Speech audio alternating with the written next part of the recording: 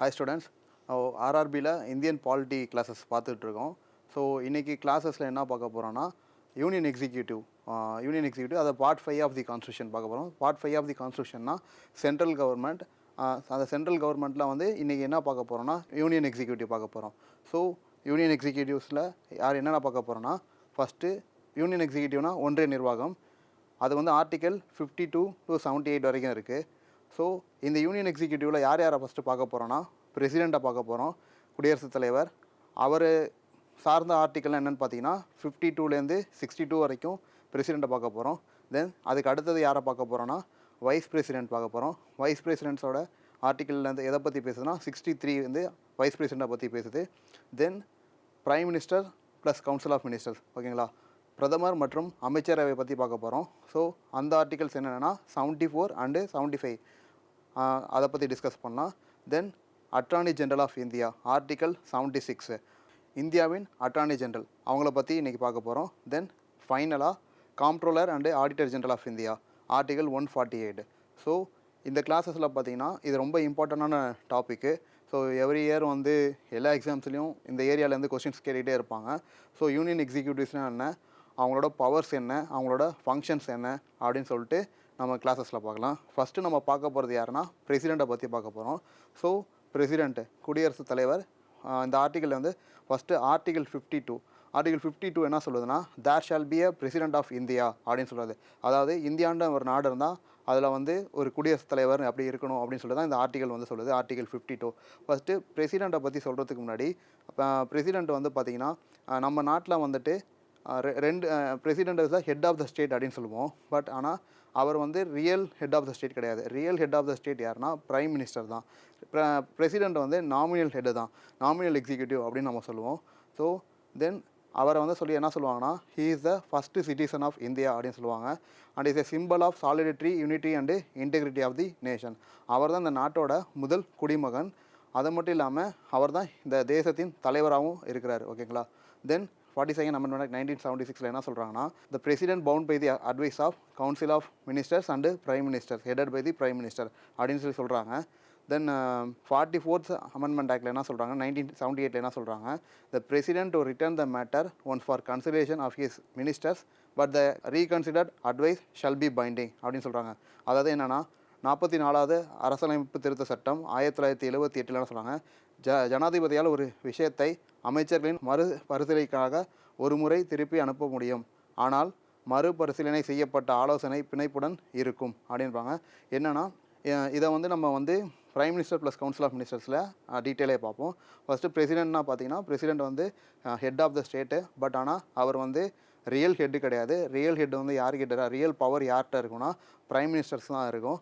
தென் அவர் தான் இந்த நாட்டோட முதல் குடிமகனாக இருப்பார், ஓகேவா. ஸோ ஒரு நாட்டோட பிரசிடெண்ட்னா அந்த பிரசிடெண்ட்டுக்கு வந்து என்னென்ன தகுதிகள் தேவை அப்படின்னு சொல்லி தான் பேசுகிறது இந்த ஆர்டிக்கல் 58. ஸோ ஆர்டிக்கல் 58 எதை பற்றி பேசுனா, qualification of president. So first குவாலிஃபிகேஷனாக இருக்குன்னா, அவர் வந்து ஒரு இந்திய குடிமகனாக இருக்கணும். He should be a Indian சிட்டிசனாக இருக்கணும். Then he completed 35 years of age, 35 வயது முடிஞ்சிருக்கணும், ஓகேங்களா. தென் அதுக்கப்புறம் பார்த்தீங்கன்னா, he should qualify the condition to be elected as a member of Lok Sabha. அவர் மக்களவை உறுப்பினராக தேர்ந்தெடுக்கப்படுவதற்கான தகுதிகளை பூர்த்தி செய்ய வேண்டும். அதுக்கப்புறம் பார்த்தீங்கன்னா வேறு என்ன குவாலிஃபிகேஷன் இருக்கணும்னா, he should not hold office of profit அப்படின்வாங்க. அதாவது லாபம் தரக்கூடிய எந்த பதவியிலும் அவர் வந்து இருக்கக்கூடாது. அப்படி இருந்தால் அவர் குவாலிஃபை ஆக மாட்டார். ஸோ இதுதான் பிரசிடெண்ட்டோட குவாலிஃபிகேஷன், ஆர்டிக்கல் 58. தென் ஆர்டிக்கல் 54 வந்து எதை பற்றி சொல்ல வருதுன்னா, பிரசிடெண்ட்டோட எலெக்ஷனை பற்றி பேசுது. ஸோ அதை பாருங்கள். ஃபஸ்ட்டு வந்து பிரசிடெண்ட் எலெக்ஷன், ஒருத்தர் வந்து பிரசிடெண்ட்டாக நிற்கிறாருன்னா அவருக்கு வந்து மினிமம் 50 எலெக்டர்ஸ் அஸ் ஏ ப்ரொபோசராக இருக்கணும். அண்டு 50 எலெக்டர்ஸ் வந்து செகண்டர்ஸாக இருக்கணும். அதாவது முன்மொழிவணும். தென் ஒரு 50 பேர் முன்மொழியணும். தென் அதுக்கப்புறம் பார்த்திங்கன்னா 50 பேர் வந்து கையெழுத்திடணும். இதுதான் ஃபஸ்ட்டு ஸ்டெப்பாக இருக்கும். அதே மாதிரி பிரசிடெண்ட்டோட எலெக்ஷன் வந்து டைரக்ட் எலெக்ஷன் கிடையாது, அது இன்டைரக்ட் எலெக்ஷன் அப்படின்னு சொல்லுவாங்க. ஏன்னா நம்ம நாட்டில் நம்ம வந்து ப்ரியாம்பிள் படிச்சிருப்போம். அந்த ப்ரியாம்பிளில் பார்த்தீங்கன்னா ரிபப்ளிக் அப்படின்னு சொல்லி நம்ம சொல்லியிருந்திருப்போம். என்னென்னா நம்ம நாட்டோட தலைவரை வந்து நம்மளே தேர்ந்தெடுக்கிறது தான் ரிபப்ளிக்கு. பட் ஆனால் இந்தியாவில் வந்து நம்ம டேரெக்டாக நம்ம நாட்டோட தலைவரை தேர்ந்தெடுக்க மாட்டோம். ஏன்னா நம்ம என்ன பண்ணுவோம், நம்மளோட பவர்ஸ் எல்லாமே யார்கிட்ட கொடுத்துருப்போம்னா எம்பிஸ் எம்எல்ஏஸை கொடுத்துருப்போம். நம்ம வந்து ஓட்டு போட்டு தேர்ந்தெடுத்த அந்த எம்பிஸ் எம்எல்ஏஸ் என்ன பண்ணுவாங்கன்னா இல்லை பிரசிடெண்ட்டோட எலெக்ஷனில் கலந்துக்கிட்டு அவங்க நமக்கு பதிலாக சார்ந்து அவங்க ஓட்டு போட்டு பிரசிடெண்ட்டாக தேர்ந்தெடுப்பாங்க. ஸோ இது வந்து டைரக்ட் எலெக்ஷன் கிடையாது, இன்டைரக்ட் எலெக்ஷன் தான். ஸோ அதே மாதிரி வாக்காளர் குழு அப்படின்னு சொல்லி சொல்லுவாங்க, அது எலக்டோரல் காலேஜ் அப்படின்னு சொல்லுவாங்க. அந்த வாக்காளர் குழுவில் வந்து சில மெம்பர்ஸ் தான் இருப்பாங்க. யார் யாருன்னு பார்த்தீங்கன்னா elected members of Lok Sabha and Rajya Sabha, தேர்ந்தெடுக்கப்பட்ட எம்பிஸ் இருப்பாங்க. தேர்ந்தெடுக்கப்பட்ட எம்பிஸ் அதுவும் எங்கே பார்த்தீங்கன்னா லோக்சபா ராஜ்யசபா அவங்க இருப்பாங்க. தென் தேர்ந்தெடுக்கப்பட்ட எம்எல்ஏஸ் அவங்க இருப்பாங்க. ஸோ லோக்சபாவில் எம்பிஸும் தென் ராஜ்யசபாவில் உள்ள எம்பிஸும் அதுவும் பார்த்திங்கன்னா எலெக்டட் எம்பிஸ் தான். அதே மாதிரி நீங்கள் ஸ்டேட் வைஸ் பார்த்துக்கிட்டிங்கன்னா தேர்ந்தெடுக்கப்பட்ட எம்எல்ஏஸ் அவங்க மட்டும்தான் அந்த எலக்டோரல் காலேஜில் இருப்பாங்க. தென் அதே மாதிரி வேறு யார் இருப்பாங்கன்னா elected members of union territories like Puducherry and Delhi. Then இந்த 2 யூனியன் பிரதேசம் வந்து எலக்டோரல் காலேஜில் பிரசிடெண்ட்டோட எலக்டோரல் காலேஜில் ஓட்டு போடுறதுக்கு அவங்களுக்கு வந்து தகுதி உண்டு. பட் ஆனால் ஜம்மு காஷ்மீர் இப்போ கிடையாது. பட் ஆனால் ஜம்மு காஷ்மீர் வந்து ஃப்யூச்சரில் ஜாயின் பண்ணுறதுக்கு ப்ராசஸ் போயிட்டுருக்கு. So elected members of union territories Delhi Puducherry பிரசிடெண்ட்டோட எலெக்ஷனில் பார்ட்டிசிபேட் பண்ணுறாங்க. யார் யாரெல்லாம் வந்து பிரசிடெண்ட்டோட எலெக்ஷன்ஸில் கலந்துக்க மாட்டாங்க, ஓட்டு போட முடியாதுன்னு பார்த்தீங்கன்னா த நாமினேட்டட் மெம்பர்ஸ் ஆஃப் லோக்சபா அதில் 2 பேர். ஓகேங்களா, இது யாருன்னு பார்த்தீங்கன்னா அந்த ஆங்கிலோ இந்தியன் கம்யூனிட்டியில் வந்து பிரசிடெண்ட் வந்து அப்பாயின்மெண்ட் பண்ணுவார். பட் ஆனால் இப்போ அந்த ப்ரொவிஷனை வந்து எடுத்துட்டாங்க. தென் ராஜ்யசபாவில் ஒரு 12 பேரை வந்து பிரசிடெண்ட் வந்து நாமினேட் பண்ணுவார். ஃபார் எக்ஸாம்பிள் அந்த 12 பேர் யாருன்னு பார்த்தீங்கன்னா சில துறைகள்லேருந்து எடுத்திருப்பாங்க. For example science, literature, social service அந்த எஜுகேஷன், இந்த மாதிரி 4 துறைகள்லேருந்து ஒரு 12 மெம்பரை செலக்ட் பண்ணியிருப்பாங்க. அவங்களாம் பார்த்தீங்கன்னா நாமினேட்டட் மெம்பர்ஸ் ஆஃப் ராஜ்யசபாவாக இருப்பாங்க.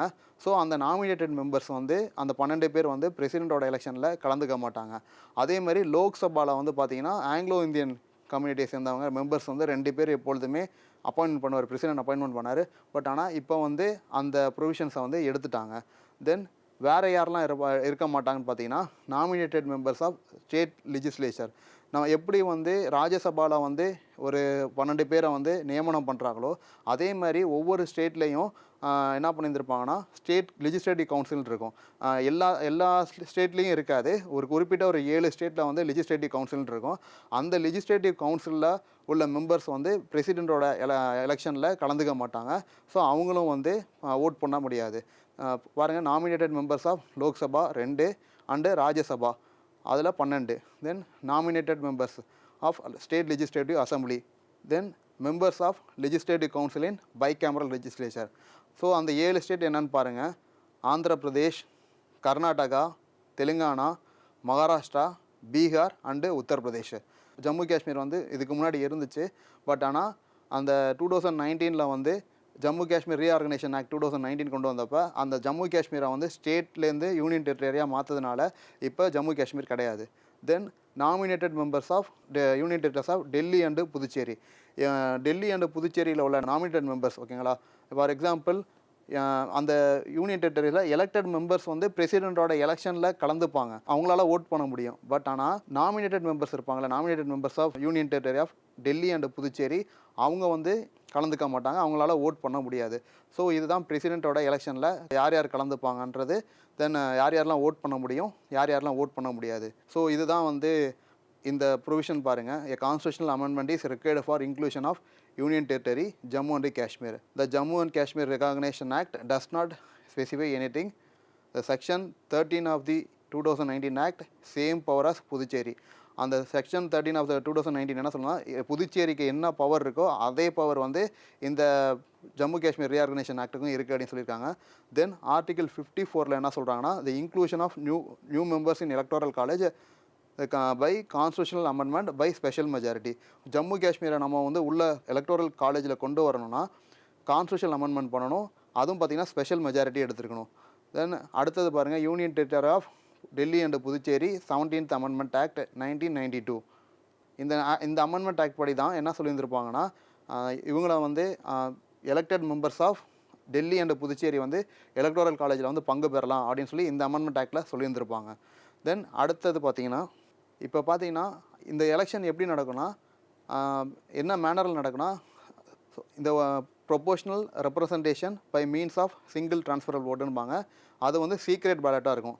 சீக்ரெட்டாக தான் ஓட்டிங் பண்ணுவாங்க, ஓப்பனாக ஓட்டிங் பண்ண மாட்டாங்க. தென் அந்த ஓட்டிங்கோட வந்து ஒரு ஃபார்முலா இருக்குது. இதை வந்து கொஸ்டின்ஸ் அடிக்கடி கேட்பாங்க, அதை பாருங்கள். ஒரு எம்பியோட ஓட்டோட வேல்யூ எப்படின்னா, value of the vote of an MP is equal to total value of votes of all MLAs of all states divided by total number of elected members of parliament. இந்த formula use பண்ணி தான் எம்பிக்கான ஓட்டோட வேல்யூவை வந்து calculate பண்ணுவாங்க. Then எம்எல்ஏக்கான ஓட்டோட வேல்யூ எப்படி கால்குலேட் பண்ணுவாங்கன்னா, value of the vote of an MLA is equal to total population of states divided by total number of elected members in the state legislative assembly into 1/1000. So இந்த formula use பண்ணி தான் எம்எல்ஏஸோட ஒரு ஓட்டோட வேல்யூவை வந்து calculate பண்ணுவாங்க. So இந்த formulas வந்து ரொம்ப இம்பார்ட்டன்ட். கொஸ்டின்ஸ் வந்து அடிக்கடி கேட்பாங்க.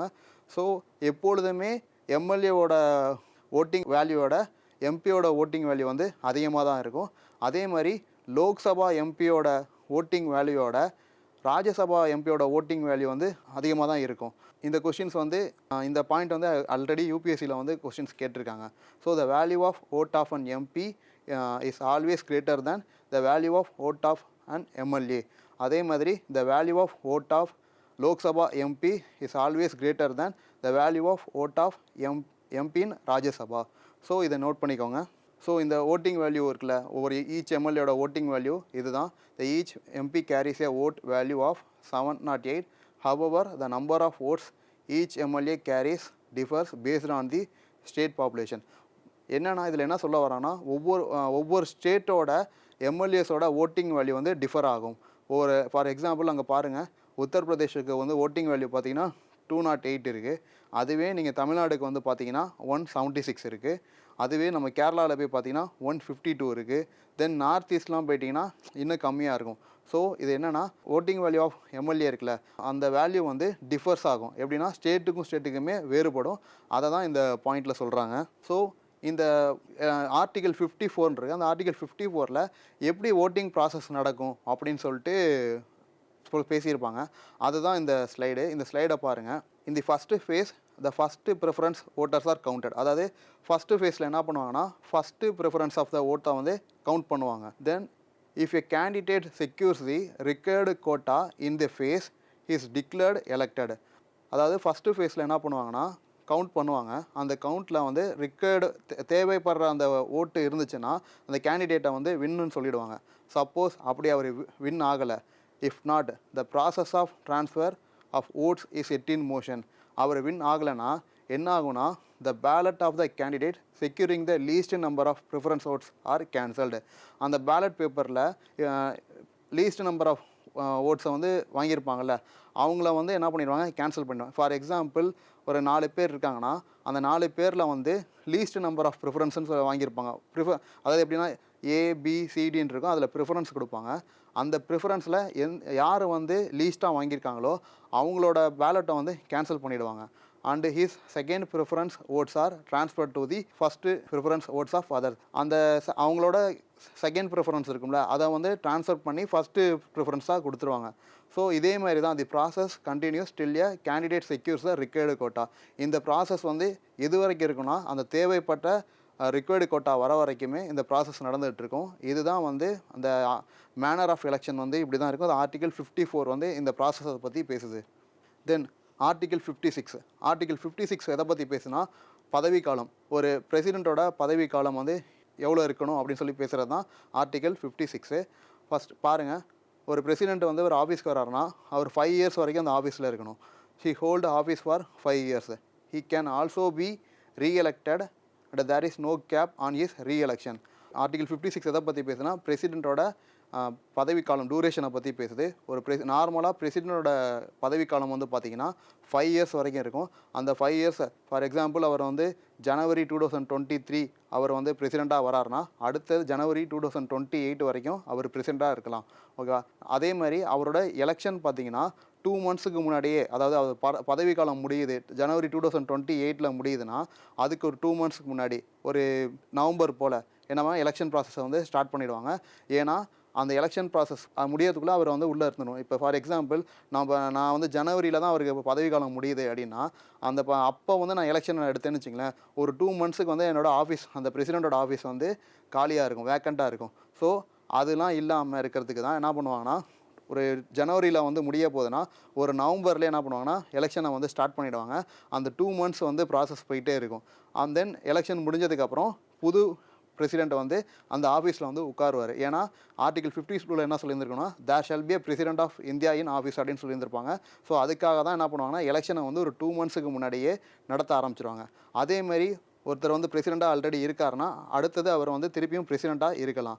ஸோ அதை பற்றி பேசுகிறது தான் இந்த ஆர்டிகல் 56.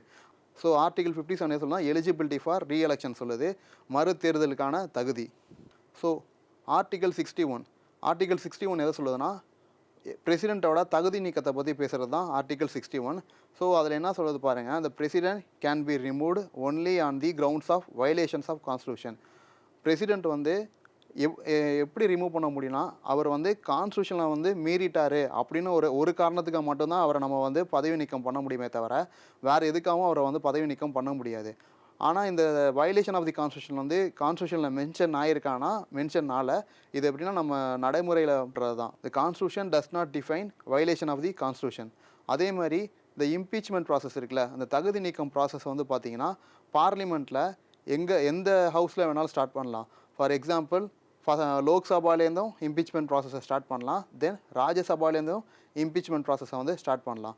ஸோ இதில் பார்த்தீங்கன்னா the impeachment process can be started from any house of the parliament. பாராளுமன்றத்தின் எந்த ஒரு சபையிலிருந்தும் அவருக்கு எதிராக குற்றச்சாட்டுகளை முன்வைத்து குற்றச்சாட்டுகளை தொடரலாம்.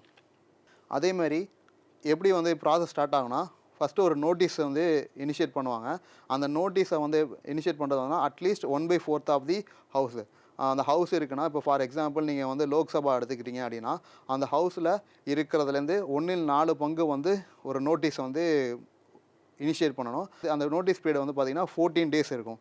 தென் ரிசொல்யூஷன் ப்ராசஸை வந்து ஸ்டார்ட் பண்ணுவாங்க. எங்கன்னா ஃபஸ்ட்டு ஹவுஸில் வந்து ரிசொல்யூஷன் ப்ராசஸ் ஸ்டார்ட் பண்ணுவாங்க. அந்த ரிசொல்யூஷன் ப்ராசஸில் என்னென்னா 2/3 of the majority, special majority வந்து பாஸ் ஆகணும். அப்படி பாஸ் ஆகணும்னா அந்த ரிசொல்யூஷன் என்ன ஆகும்னா செகண்ட் ஹவுஸுக்கு போகும். இப்போ லோக்சபாவில் வந்து 2/3 மெஜாரிட்டியில் பாஸ் பண்ணிடுறாங்க. பாஸ் பண்ணதுக்கப்புறம் அது என்ன ஆகுதுன்னா செகண்ட் ஹவுஸ் ராஜ்யசபாவுக்கு போகுது. ராஜ்யசபாவுக்கு போகிறப்ப இந்த இடத்துல என்னென்னா ஃபஸ்ட்டு ஹவுஸ் இனிஷியேட் பண்ணுறப்ப பிரசிடெண்ட்டை கிட்ட சொல்ல மாட்டாங்க. பட் ஆனால் பிரசிடெண்ட் வந்து அவரோட ஸ்டாண்டை வந்து அங்கே சொல்ல முடியாது. ஆனால் இதுவே செகண்ட் ஹவுஸுக்கு போகிறப்ப பிரசிடெண்ட் வந்து என்ன பண்ணலான்னா அந்த செகண்ட் ஹவுஸில் வந்து நின்று அவரோட வாதத்தை வந்து சொல்லலாம். ஏன்னா அவரோட நியாயத்தை வந்து அவர் வந்து சொல்லுவார், நான் வந்து எந்த தப்பும் பண்ணல அப்படின்னு சொல்லி சொல்லுவார். தென் செகண்ட் ஹவுஸ் வந்து ஒரு கமிட்டி வந்து போட்டு இன்வெஸ்டிகேஷன் கமிட்டின்னு ஒன்று போட்டு அந்த இன்வெஸ்டிகேஷன் பண்ணுவாங்க. அந்த இன்வெஸ்டிகேஷனில் வந்து கில்ட் இல்லையான்னு பார்ப்பாங்க. சப்போஸ் கில்ட் இல்லைன்னு வச்சுங்களேன், அப்படியே அந்த இம்பீச்மெண்ட் ப்ராசஸை வந்து மூடிடுவாங்க, வாய்ட் பண்ணிவிடுவாங்க. அவரே வந்து கில்ட் ஆகிட்டார் அப்படின்னா என்ன பண்ணுவாங்க, அதே டைமில் என்ன பண்ணுவாங்கன்னா ராஜ்யசபாவும் என்ன பண்ணுன்னா 2/3 ஆஃப் தி மெஜாரிட்டி வந்து இது பாஸ் பண்ணி பிரசிடெண்ட்டை வந்து இம்பீச்மெண்ட் பண்ணணும். இது வந்து எல்லாமே சேம் ஹவுஸ் சேம் டைம்லேயே பண்ணணும். அதை தான் அந்த ஸ்லைடை படிங்க. The notice must be signed by at least a quarter of the members of the house. The notice period is 14 days. The resolution to impeach the president must be passed by special majority in originating house. Next, it is sent to the other house of the parliament for consideration. The president of India has a right to defend himself through authorized counsel. So இதில் வந்து முக்கியமான விஷயம் என்னன்னு பார்த்தீங்கன்னா, நம்ம பிரசிடெண்ட்டோட எலெக்ஷனில் பார்த்துருப்போம். அந்த எலக்டோரல் காலேஜில் மெம்பர்ஸ் யார் இருப்பாங்கன்னு பார்த்தீங்கன்னா, elected members of Lok Sabha and Rajya Sabha இருப்பாங்க. அதே மாதிரி elected members of state legislative assembly இருப்பாங்க. Then elected members of union territories. இந்த யூனியன் டெரிட்டரிஸ் யாருன்னா டெல்லி, புதுச்சேரி. இவங்கலாம் பார்த்தீங்கன்னா எலெக்ஷனில் இருப்பாங்க. பட் ஆனால் பிரசிடெண்ட்டை இம்பீச்மெண்ட் பண்ணுறப்ப யார் மட்டும் இருப்பாங்கன்னா எலெக்டட் மெம்பர்ஸ் ஆஃப் பார்லிமெண்ட் மட்டும் தான் இருப்பாங்க. அதாவது போத் எலெக்டட் அண்ட் நாமினேட்டட். அங்கே நாமினேட்டட் மெம்பர்ஸ் இருக்க மாட்டாங்க. அதாவது ஓட்டிங் ப்ராசஸில் நாமினேட்டட் மெம்பர்ஸ் இருக்க மாட்டாங்க. பட் ஆனால் இங்கே இம்பீச் பண்ணுறப்ப நாமினேட்டட் மெம்பர்ஸ் இருப்பாங்க. அதை தான் இந்த பாயிண்டில் பாருங்கள். The nominated members of either house of parliament can participate in the impeachment of the president though they do not participate in his election. The elected members of state legislative assemblies of states and union territories of Delhi and Puducherry do not participate in the impeachment of the president, though they participate in his election. Union territories of Delhi, Puducherry and state legislative assemblies உள்ள elected members வந்து பிரசிடெண்ட்டோட election ப்ராசஸில் இருப்பாங்க. But ஆனால் impeachment ப்ராசஸில் இருக்க மாட்டாங்க. அதை பற்றி இந்த ஆர்டிகல் 61 சொல்லியிருக்கு. ஸோ அந்த ரிசொல்யூஷன் ப்ராசஸ் வந்து பாருங்கள் எப்படி ஸ்டார்ட் ஆகுதுன்னு. இந்த impeachment resolution can be initiated in any house of the parliament. அதாவது தீர்மானத்தை நாடாளுமன்றத்தின் எந்த அவையிலையும் தொடங்கலாம். அந்த அவைன்றது போத் லோக்சபாவும் இருக்கலாம், ராஜ்யசபாவும் இருக்கலாம். தென் செகண்ட் பாயிண்ட் பாருங்கள். The resolution initiated must be signed by 1/4 of the candidate of the initiating house within 14 days notice to be given to the president. அந்த ரெசொல்யூஷன் இனிஷியேட் பண்ணுறாங்களே அந்த ரெசொல்யூஷன் வந்து 1/4 இருக்கணும். அதேமாதிரி அந்த நோட்டீஸை வந்து பிரசிடெண்ட்டுக்கு வந்து கொடுத்துடணும். தென் தேர்ட் பாயிண்ட் பாருங்கள். The impeachment resolution is passed by a 2/3 of majority of the total membership of that house. அந்த ரெசொல்யூஷனில் வந்து தீர்மானம் கொண்டு வராங்களா, அப்போ மெஜாரிட்டி பார்த்திங்கன்னா 2/3 ஆஃப் தி மெஜாரிட்டியாக இருக்கணும். அதேமாதிரி அந்த ஹவுஸை வந்து என்ன பண்ணுவோன்னா அதர் ஹவுஸுக்கு வந்து சென்ட் பண்ணிடும். மெஜாரிட்டியை வந்து ப்ரூவ் பண்ணதுக்கப்புறம் அந்த ரெசொல்யூஷன் வந்து அடுத்த ஹவுஸுக்கு வந்து சென்ட் பண்ணிடும். அப்போ செகண்ட் ஹவுஸ் என்ன பண்ணுவோன்னா இன்வெஸ்டிகேஷன் சார்ஜஸ் வந்து ஒரு கமிட்டி மாதிரி, சார்ஜிங் கமிட்டி அப்படி இல்லைன்னா இன்வெஸ்டிகேஷன் கமிட்டி அப்படின்னு சொல்லிட்டு கமிட்டி போட்டு அந்த என்னென்னா கில்ட் இல்லையான்னு சொல்லி செக் பண்ணி பார்ப்பாங்க. தென் ஃபோர்த் பாயிண்ட் பாருங்கள். If the other house also sustain the charges and bosses the impeachment resolution by majority of the 2/3 of the total membership, the president stands impeached. இப்போ அதர் ஹவுஸும் என்ன பண்ணுறாங்கன்னா இம்பீச்மெண்ட் ப்ராசஸ் பார்க்குறாங்க. கில்ட்டின் proof ஆகிடுச்சு. கில்ட்டின் proof ஆனதுக்கப்புறம் 2/3 of the majority வந்து அவங்கள கொண்டு வந்துடுறாங்க. கொண்டு வந்ததுக்கப்புறம் பிரசிடெண்ட்டை வந்து இம்பீச் பண்ணிவிடுவாங்க.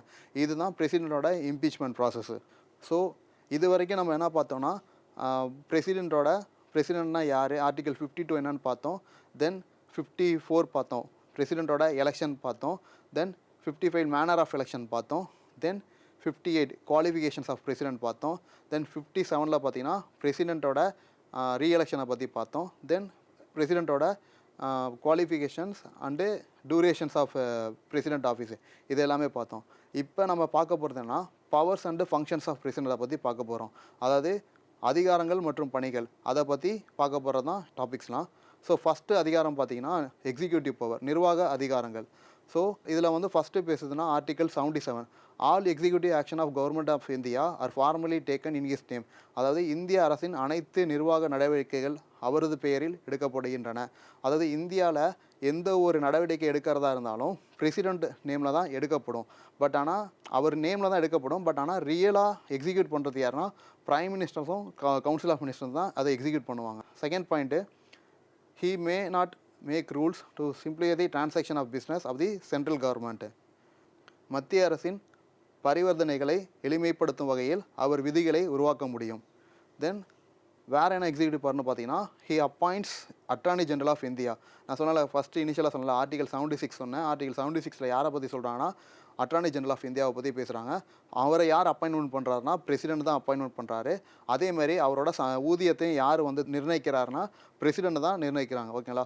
ஸோ இந்திய அரசு தலைமை வழக்கறிஞரை நியமித்து அவரது ஊதியத்தை நிர்ணயிப்பவர் யாருன்னா பிரசிடெண்ட் தான்.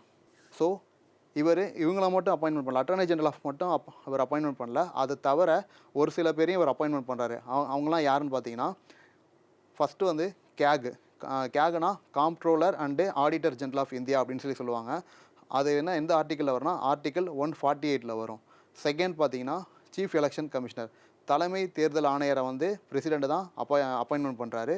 தென் வேறு யார் பண்ணுறாங்கன்னா chairman and members of UPSC commission இருக்குல்ல, யூபிஎஸ்சி கமிஷனோட சேர்மனையும் மெம்பரையும் யார் அப்பாயின்மெண்ட் பண்ணுறாருனா பிரசிடெண்ட் தான் அப்பாயின்மெண்ட் பண்ணுறாரு. அதுக்கப்புறம் பார்த்தீங்கன்னா ஸ்டேட் கவர்னர்ஸையும் யார் அப்பாயின்மெண்ட் பண்ணுறாங்கன்னா பிரசிடென்ட் தான் பண்ணுறாரு. பட் ஆனால் ரெக்கமெண்டேஷன் யார் கொடுப்பாங்கன்னா பிரைம் மினிஸ்டர் தான் ரெக்கமெண்டேஷன் கொடுப்பாங்க. இந்த ஸ்டேட்டுக்கு இவங்கள கவர்னராக அப்பாயின்மெண்ட் பண்ணுங்கன்னு சொல்லி ரெக்கமெண்டேஷன் கொடுக்குறது யாருன்னா பிரைம் மினிஸ்டர் தான் கொடுப்பாங்க. பிரைம் மினிஸ்டரோட அட்வைஸர் படி பிரசிடென்ட் வந்து அப்பாயின்மெண்ட் பண்ணுவார். தென் 5th யாருன்னா ஃபினான்ஸ் கமிஷன் ஆஃப் இந்தியாவோட சேர்மனே மெம்பர்ஸையும் யாருன்னா பிரசிடென்ட் தான் அப்பாயின்மெண்ட் பண்ணுவார். தென் இப்போ ரீசெண்டாக கூட 16th ஃபினான்ஸ் கமிஷனை வந்து அப்பாயின்மெண்ட் பண்ணியிருந்திருப்பாங்க. ஸோ அதேமாரி அட்மினிஸ்ட்ரேட்டர்ஸ் ஆஃப் யூனியன் டெரிட்டரிஸ் அவங்களையும் யார் அப்பாயின்மெண்ட் பண்ணுறாருன்னா பிரசிடென்ட் தான் அப்பாயின்மெண்ட் பண்ணுறாரு.